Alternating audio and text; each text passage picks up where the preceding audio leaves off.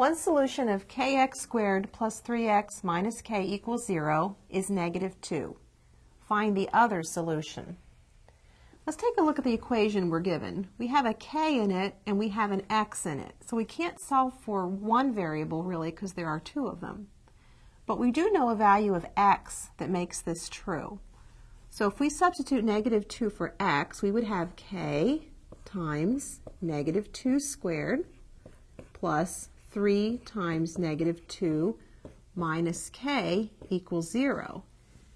And now we could solve this equation for k.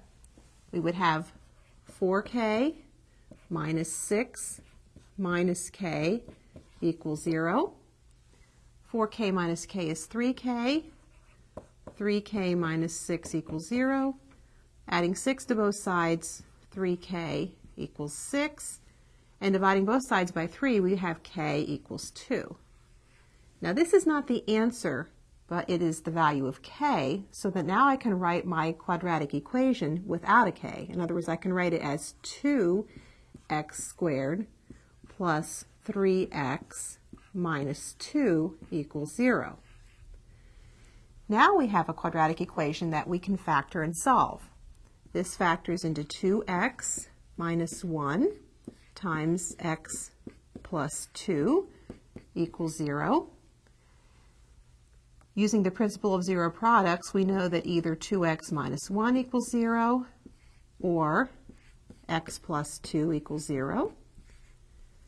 Solving this, we have x equals 1/2 or x equals -2.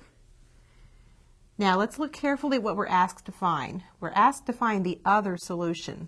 We're given this solution, so the other solution would be 1/2. And we could just say the other solution is 1/2.